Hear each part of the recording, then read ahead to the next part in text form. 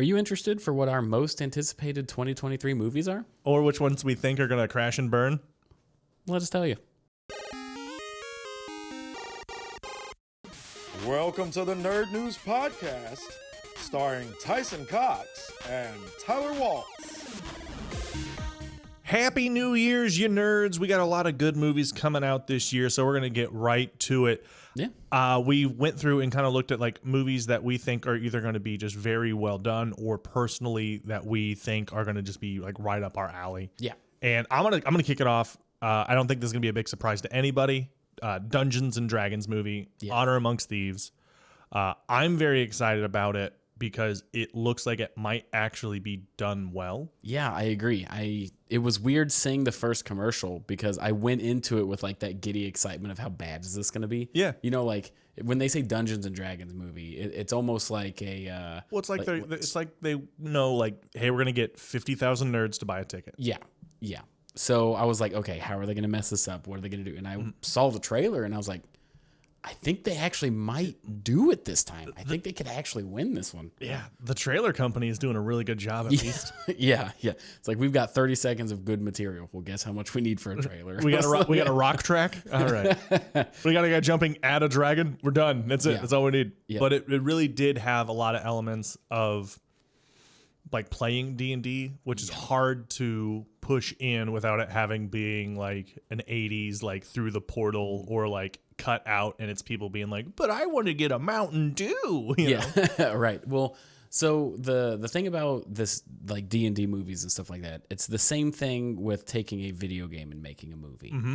Part of like the magic in a video game is that you are that character. You, as you play this character, are getting attached to who you are and you are playing through this person's story. Mm-hmm.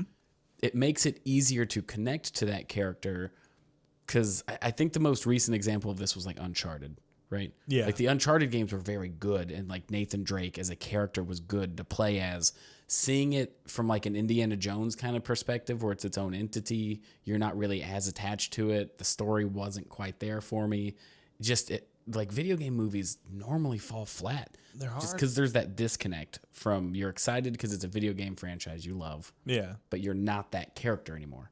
That, and on top of it, the stylization is so different where it's like Hardcore Henry is a great non-video game video game movie Yeah. where it feels and plays like a video game. Right. Can you make 50 of those? I don't think so. It's pretty tough. Yeah, but you can take core components and really shift it out. One thing I like a lot about the Dungeons and Dragons movie, it looks like they're all all rogues. Like Yeah. they're all thieves, you know, they're all kind of like, that makes sense they'd be a party. I always hate it when it's like, I'm a high princess with a kingdom, and then it's like, I'm a troglog. You know? Right. Yeah. The hodgepodgery of the party is also some of the fun though, for sure.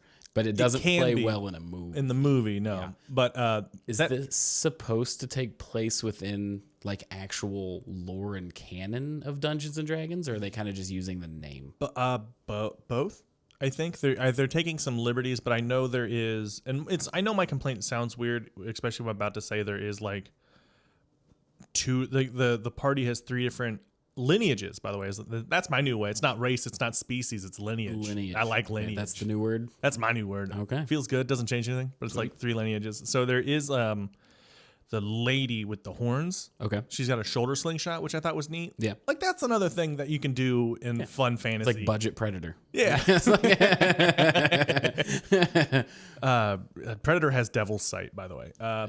But there's no real dwarf. Like everyone's a human in makeup, like human with ears, which, you know, I'm not mad about. Right. But I feel like they could have went a bit harder Yeah. with like, you know, different species and Get a half orc and a dwarf. Yeah. Or a half orc and a Something. halfling, you know. That way you got a big variety. But those gripes aside, they do have the lady with the horns is a canonical character Okay. in the lore. And a pretty powerful one, if I remember. I'm a little behind on the actual lore. I do more homebrew. Well, they changed the lore a lot. It's like every edition, there's kind of like a weaving in and out of certain things that they liked, and they remove some things they didn't like. Yeah. So it's really hard to place anything in D&D unless it's like a very core thing. Yeah, you know? like Bigsby. Like, he's got his name of his spells. Yeah. Mordenkainen. Even they probably took those out. I haven't played Probably. Spellcaster in 5. yeah. Right, Yeah. but what do you got? What are you excited for? I think my most anticipated movie for 2023 is 65. Ironically, that feels like a Turok movie. It does, yeah. And that's part of the reason I'm excited. I'm mostly excited that we're getting a big budget dinosaur movie that's not Jurassic Park. Yes. I adore dinosaurs. I was always the dinosaur kid. I would Still are. still am. Still am. Like to the point where when I was a kid, during like recess and stuff, I would just read dinosaur books. Like my first dream job was paleontologist. Yeah, and then you realize dinosaurs aren't real. What up, creationism? Yeah. But I kind of realized that nobody really gets paid a lot of money to do paleontology. Yeah. A lot of paleontologists are just rich people that want to go to dig sites. And then there's like one guy there that runs it all that gets paid. And I was like, that doesn't seem Oh, economically feasible. not great. So I can love dinosaurs and not be digging in the desert. I Yeah. also don't like the heat. It just kind of fell apart at like 8 years old, really. As soon as logistics came in, you're like, I got nothing. Ooh, yeah. But it does look really good. I'm a fan of Adam Driver. Same. I love how I was talking about this earlier. It feels like almost video gamey in the fact that it's like, we went so far in the future, we ended up in the past. Yeah, Like, there's a lot of weird stuff like that where his ship's coming back in. It's very video gamey as well. and it's like that good cheesy. Yeah, it is that good kind of cheesy because he mysteriously finds a girl I think it was a survivor on the ship, on the same ship. on his same ship. I don't know. It looks fantastic. I'm excited for a dinosaur adventure that is not Jurassic Park because I didn't hate the new Jurassic World movies. A lot of people did, A lot of people did. which I think this might be some people being like, hey, people love dinosaurs. Yeah. Jurassic Park is not it anymore. For sure. So Let's get Ben Swallow. yeah, right. Yeah, the only good part about the new Star Wars movies. But yeah, so I'm excited for a dinosaur adventure that's not Jurassic Park because although I do love Jurassic Park and that whole franchise, I want to see more stuff like this, right? Like Yeah. Godzilla is kind of on an upturn with the MonsterVerse, and now Toho is going to start making Godzilla movies. I want more big monster stuff. And I think this would be a very good way, if it's successful, to let the market know that there is a market for this type of stuff. Yeah, I think it will be successful because they're already pushing it pretty well. Adam Driver is a selling point. Yeah. And it looks exciting. There's the a lot of dinosaurs look chases. good. And the dinosaurs look good. Look good. Because that was another issue for a long time, is that if you go all CGI, they look bad. If you go all practical, it gets very expensive very quickly, and nobody really wants to risk the budget for it. Yeah. So I think this might be one of the first actual look good action dinosaur movies. It looks like it's shot very well. Yeah. The dinosaur with the waterfall. Oh, it was great. It really reminded me of Jurassic Park: The Lost World with the T-Rex when they're oh my gosh, it looks great. Everything about it makes me excited. I mean, it's been long enough since Jurassic Park came out that there's big directors that grew up watching Jurassic Park and was blown away and was like, I'm going to do that. Oh, I sure hope so. Oh, yeah. I sure hope so. Nice. And then we all picked, we all, as in us two. Both of us. Yeah, both of us picked a second place runner-up for most exciting as well. Do you want to go ahead and give yours? I have, and you guys might be surprised. This one might be surprising because on the list we have 65, John Wick 4, Dungeons and Dragons, the one you're going to talk about, and then the one I'm kind of like, ooh, might be good. Sleeper one. Kraven the Hunter. Okay.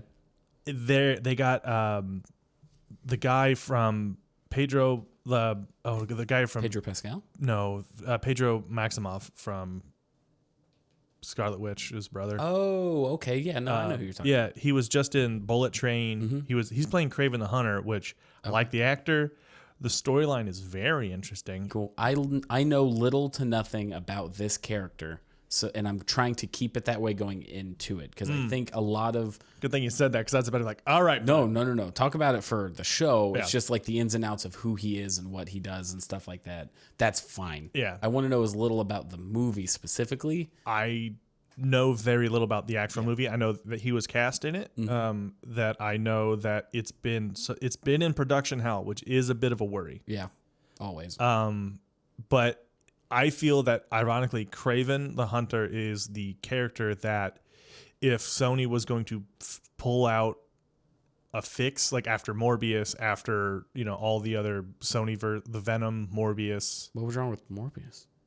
they didn't morb enough. Did something happen? I don't know. Their second re-release grossed 2 Diablo Immortal characters. Yeah, right. I don't know. I feel like third time's a charm. I feel like we need to get that back out there. Start the new year strong. Yeah. Get some more Morbius back out there. Morbius, everybody. Yeah. Start that hashtag. Yeah. But Kraven the Hunter is a simply driven man who's like, I'm a good hunter. Mm-hmm. He seems like he'd be hard as hell to hunt. Yeah. Let's go. And that's all you need, Yeah.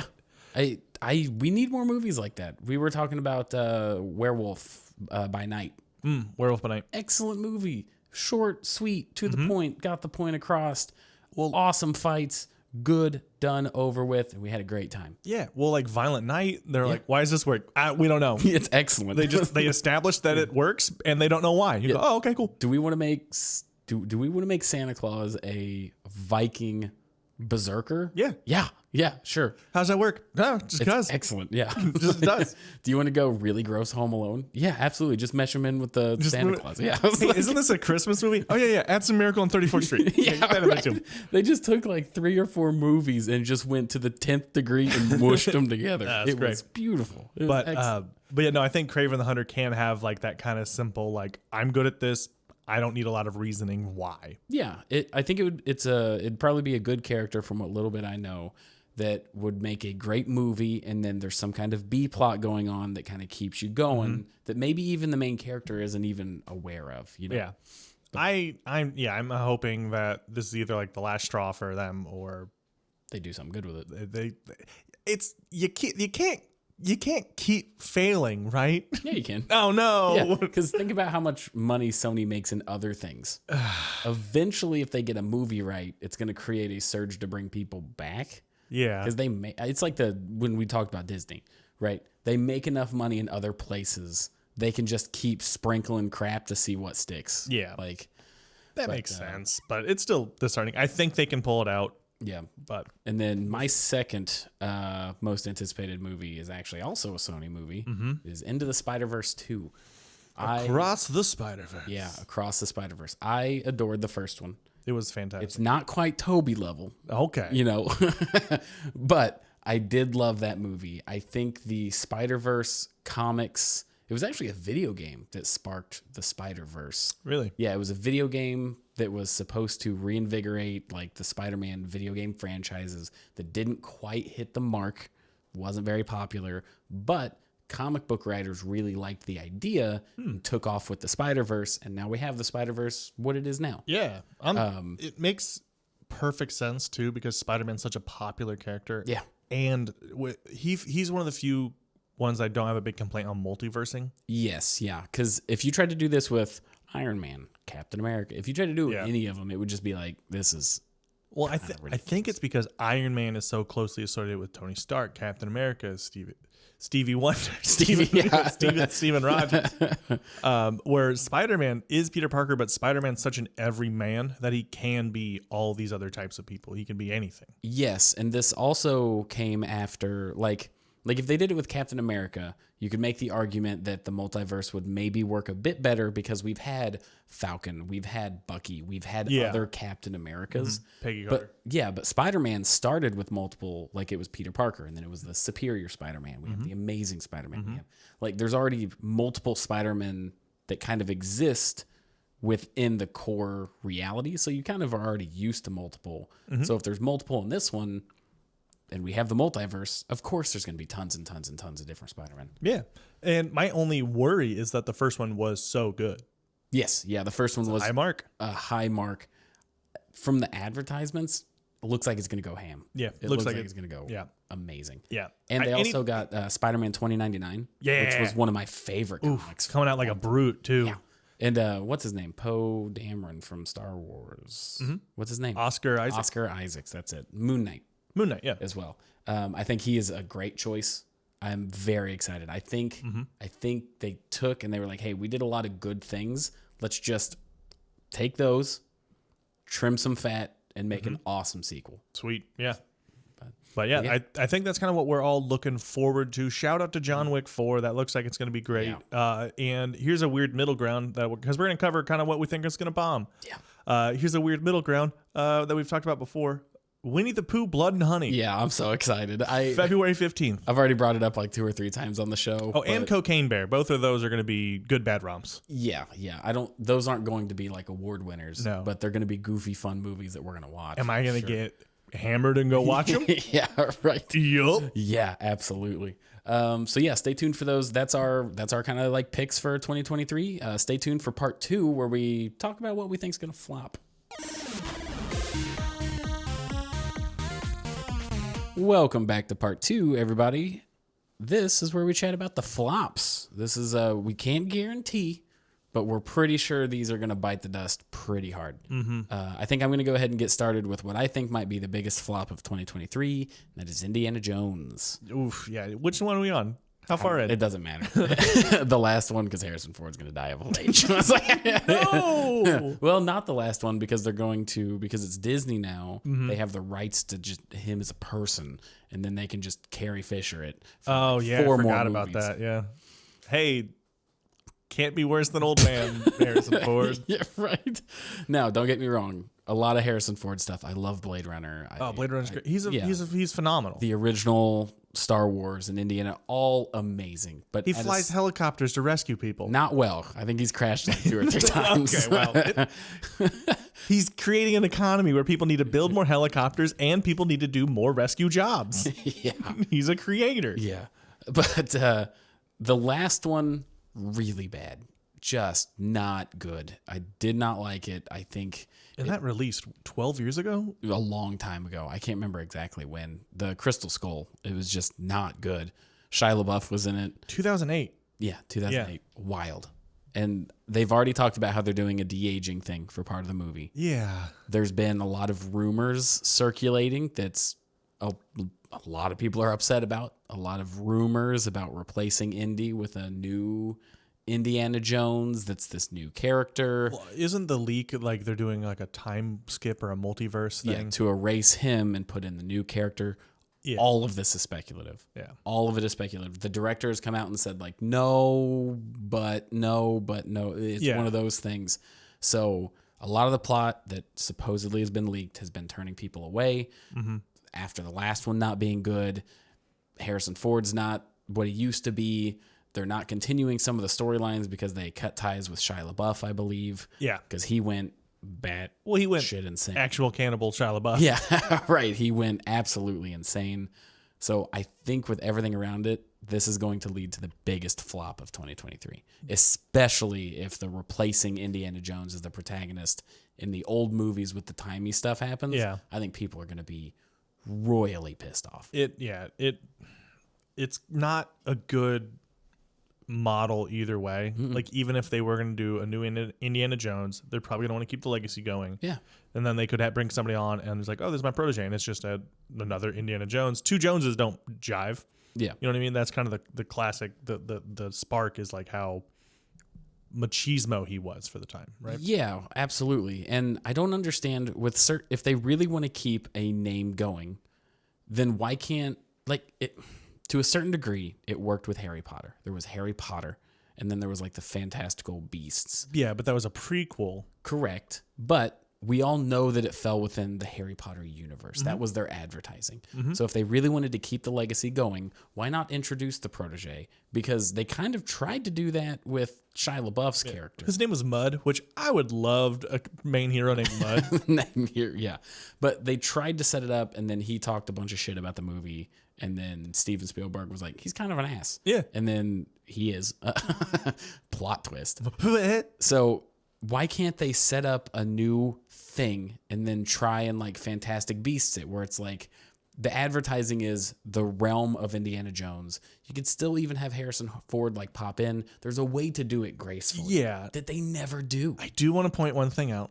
The realm of Indiana Jones is just America in the 1945s. In the 45s. I don't know. The plural. All 45s. All the 1945s. all of them. Every one of them. Which if they do time stuff, maybe. Yeah. I'm calling shots. But another way they could do it is if they did it almost like a old man Batman. You know what I mean? Where he's around and he's like someone else is doing it and then they come to him for advice. Yeah. That makes way more sense than him just being like, I'm going to train you to be me, kid. Yeah. Well, they kind of did that with Batman Beyond. That's the one I was talking about. Yeah. I loved that animated series. That was one of the first like Batman animated series that I'd watched, which is a weird one to start with because it's not Batman. Yeah, but still going back to the Batcave, seeing an old, like bitter-ish, aged Bruce Wayne. That was great. I think they could do something awesome with Indiana Jones. Anyway. Are they gonna? No, probably not at all. But what do you think your biggest flop of 2023 is going to be? Besides me saying all of the 45s, Yeah, right. I'd probably. So it's going to be a weird one. This is more of a blanket statement. Any of the DC movies, I think, are going to be bad. Okay. And it's not just because I'm like DC's bad. Like Shazam, I enjoyed that one because that's different than Kazam and different than Black Adam. Those are all three different superheroes. Yeah, right. But Shazam is coming out, but it doesn't matter Anymore. They filmed it and it got done beforehand, so it's gonna. I think the movies are gonna start to feel like the longer it takes them to come out, the less it feels like they matter. Yeah, because they will not be written into the script in that way. They will not be taken care of that way. It's like, hey, we already spent a bunch of money. We need to get it back. Yeah. There's 3 DC movies right now. There's Shazam, there's Blue Beetle, Flash. Shazam, Flash. There's more. Are there Aquaman. Really? Okay. Yeah. So it's. I think there might even be one more. Okay. No, I was looking at the Marvel stuff too, but. Oh, right. But I agree. I think now that they've done this weird announcement that it's getting revamped under James Gunn, which could be good. Yeah. I'm hopeful about that. We'll find out in 3 years. Yeah, but they've made all these movies coming out this year honestly irrelevant. Why am I going to go spend a bunch of money seeing these movies that don't matter anymore other than I really like this hero? And that's the only reason people are going to go to him now. Yeah, I think that's the biggest reason that Black Widow flopped. Because like Black Widow was supposed to be before Endgame, but since it happened after, we know what happened to Black Widow.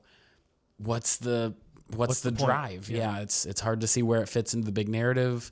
She's not the biggest draw of a character. Like she's not bringing in Iron Man numbers, right? She's not bringing in Thor numbers. So the Endgame tie-in was the big draw of that movie. Completely got killed when it came out after Endgame. Yeah, it's just like anytime you hear like someone's telling you a joke and they say the punchline first. Yeah, it would have been it was an okay joke. You done goofed. You goofed it. Yeah, the timing was off. But okay, so you think anything by DC? Anything by DC coming out is, even no matter how good it is, it's still going to have that feeling on it, that little bit of stank on it. Yeah. I think Shazam might be good. I want Blue Beetle to be good because it's interesting. Surprised they're releasing The Flash. I really am. That is wild. I think it's a bold move. Especially after all the crap that's been going on with him. Yeah. Like, they canned Wonder Woman, which was arguably going to be their most profitable. I think, was she the most successful of the DC characters? Solo? Like, Batman, I think. Really? Well, I'm thinking Nolan's Batman. Oh, that's not part of the current DC Okay, universe. the current one? Yeah, I think she was. Yeah, out of the current DC universe characters, I think she was by a landslide. Yeah. I think it was her and Aquaman were like the two biggest. But yeah, I think it is weird they're releasing The Flash. There was talks about having Elliot Page replace Ezra Miller. Okay. Which doesn't matter now. Yeah, it does not matter even a little bit. But so I'm sure that got people fired up. But yeah, it might have been also just one place putting out a Click article. Yeah, I mean they kind of look the same. They've still got the same build and same boxy jaw and yeah, I don't see why it wouldn't work, right? But I also don't care about the Flash. Sorry, all Flash fans. Not really a hero that's going to get me to see a movie. So Flash has the same kind of problem that Green Lantern has with me. Okay. Except to an even more degree, where the Green Lantern, I'm like, there's Hal Jordan, Guy Gardner. There's a lot of them. Mm-hmm. They all visibly look very different. Yeah. They all have very different personalities. Yep. Where the Flash is just 4 white dudes. Yeah. And they're all kind of the same. Mm-hmm. But so, yeah, I think anything by DC is going to be a hard sell. Yeah. They're in this weird transitionary period where I think they're just trying to skate by. Get it out. Yeah. Gotta make the money back. Yep. And then what else were we going to talk about? Well, you're a big horror buddy. Yeah, and there's a couple horror movies that I think are going to be big flops. I'll just do a quick side note. Scream 6, I think it's probably going to make money because I'm sure it has a budget of like a nickel. Did you watch Scream 5? No, actually. I have not seen it yet. I'm not a huge slasher guy. Yeah. Growing up, Scream was like, oh, it's great. Yeah. But like now I'm like, nah, I'd rather watch Cats. Videos, not the play. Bold. I was like, Cat videos on the internet. Cat videos on the internet. Not James Corden butthole. Yeah, right. I heard Idris Elba butthole. and I'm back. But so I heard Scream 5 did pretty good. Like it was a decent way of getting back into what like Scream was. But I also felt that way about the most recent Halloween movies. They've been getting drastically worse way faster. Yeah. So I'm going to watch 5 before I watch 6. I just haven't gotten around to it. But that's kind of what horror movies do. They get like a revamp every decade, and then that one's okay, and then they follow it up, and it's atrocious. It happened with Freddy Krueger. It happened with... Yep. It happens with all of them. It happens with all of them. It's anytime you write a story and you have 7 years to development or 5 years, it's going to be better than the one like, okay, you have 2 years. Yeah. You have we need another one next year. Right, unless you pre-plan for a sequel, which every horror movie does.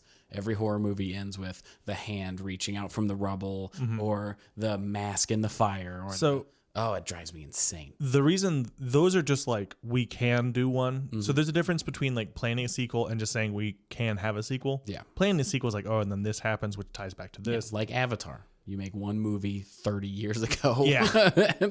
and now suddenly 5 are going to come out in 2.5 years. Yeah. Woo. Yeah. Right. Yeah. It's funny. Like a lot of our friends were excited about that movie, but neither one of us really cared at all. I did love, shout out to Josh Springer. He just texted me, goes, Avatar is just a 4-hour movie about misbehaving children. I was like, what is that, an airport? Yeah. Just at an airport? Oh, man. And then I think the final movie that we're going to break down here for the bad movies is pretty close to both of us. We both love the series. So as much as I've said, I'm not a big horror guy, I still love Gremlins. I love and Evil Dead. Like I used to watch all kinds of zombie movies. I would go rent the cheapest movies and just watch 4 or 5 of them. Yeah, because the horror that you like is the campy stuff. Yeah, I like those intestines weren't really accurate. Like, no, I don't need to get that close because then I go, I feel. Yeah, see, I like that feeling. But weird, but yeah, Evil Dead, Evil Dead Rise. Evil Dead Rise. When I heard the plot before there was a trailer or anything news about it, I was very excited. Because originally, the only thing they said was the first Evil Dead movie in a populated city. Like it wasn't some rural shack or the small. Like I like the Evil Dead TV show. It was still rural, like trailer parky, not very many people. It was even Evil Dead, the show, is a comedy. Yes, it's more of an offshoot of Army of Darkness. Yeah, where these are trying to be very serious horror films. Yeah, where I watched the first one. I was like, that's a pretty good remake. Yeah, it wasn't bad. It wasn't what I wanted, but it wasn't a bad movie. Yeah, it wasn't bad. Fine. Yeah. Now we're getting to the same sequel now. Yeah. Yeah. But something Evil Dead in a city sounds great because we've never seen it on a big scale. It's always just terrorizing a cabin or like a very finite group of people. Did you ever play any of the video games? I did not. No. I think I've played them all. Okay. Where it is fun, and it's not necessarily. It's more Army of Darkness. Yeah, goofy. Where it's in there in the like like you're like, oh no, the Waluigi makes it. Yeah, Waluigi. I like it. It's like I'm gonna get you. These hands are for tickling. And tennis. Yep. Yeah. I got the reach. Definitely tennis. But I'm worried it's going to not do very well because it's starting to stray away from the goofy. Not the goofy, but like the core aspects of why Evil Dead originally was scary. A, it's always coming for you. Yeah. B, you're alone.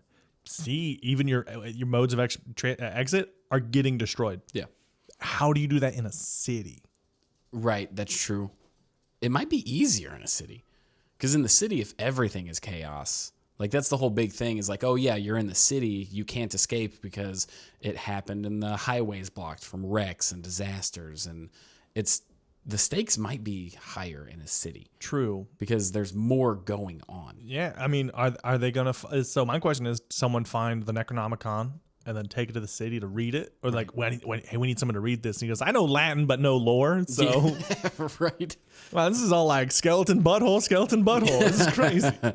But yeah, I think the Evil Dead as an IP has a lot of potential, but that they've never been able to iron down. Yeah. And this is also going to be the very first one without Ash in it, I believe. I guess second one counting The remake. the pseudo remake. Yeah, but I don't see Bruce Campbell's a huge part of it too. Yeah.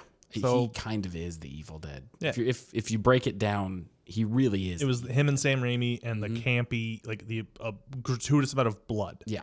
The weird deer heads, like like those are iconic moments. Yeah. And it feels just like another horror movie that doesn't really stand out. Yeah. It just borrowed the IP to get people to show up to the theater. Yeah. But I think that's what we're talking about today, right? Yeah, that's what we're looking out for in the movie realm, which I'm pretty excited for a lot of it. Yeah. But hey, Tyler, you got any cool things coming up you want to talk about? We got quite a few cool things coming. Yeah, we do. I'm trying to think. We've got a show February 13th, which I just very briefly learned about that I was on. January 13th, right? Yeah, January. You said February. Oh, I did. I'm sorry. I meant Friday. Friday the 13th in January. Yeah, Red Curb Comedy Yep. Club. We're all going to be me, you, Josh Springer, Brian. And Brian. Brian Petrie. It's going to be a great time. It's going to be a very good time. Very excited. But also, hey, if you guys are listening to this in the Indianapolis area and you want to come watch Nerd News play live D&D, I cannot stress this enough. You need to get tickets now. We are selling out soon. We've got like 15 left. Yeah, it's out of 90. So like they're popping off. We just hit the new year and people are now ramping up they're going to be mad. Yeah, but yeah, so they're selling out. We're very excited. And then also downtown area, February 3rd, we have a Magic the Gathering release party comedy night. So check that out. It is at Circle City Comics downtown. Well, not really downtown, but Circle City Comics Circle on the City north side. Comics on the north side. Check that out. February 3rd. Tickets are $15, and with every ticket sold, you get a Magic the Gathering pack of the new Phyrexia. Yeah, new Phyrexia, all will be one. And if you don't want your pack, just give it to me. Yep. I'm going to push that the whole time. Actually, what we're going to do is if you buy a ticket and you don't want your card pack, you can give it to me or Tyson. And then by the end of the night, whoever has the most card packs is the Nerd News favorite. Oh, no. So, and I don't want him to win. I just see you buying 17 packs. Yeah, right. Just, I don't know. We only sold 10 tickets. I don't know. They came in the box. It came in a box of them. But yeah, so check us out. We've got a lot of events coming up, and we're very excited to have more.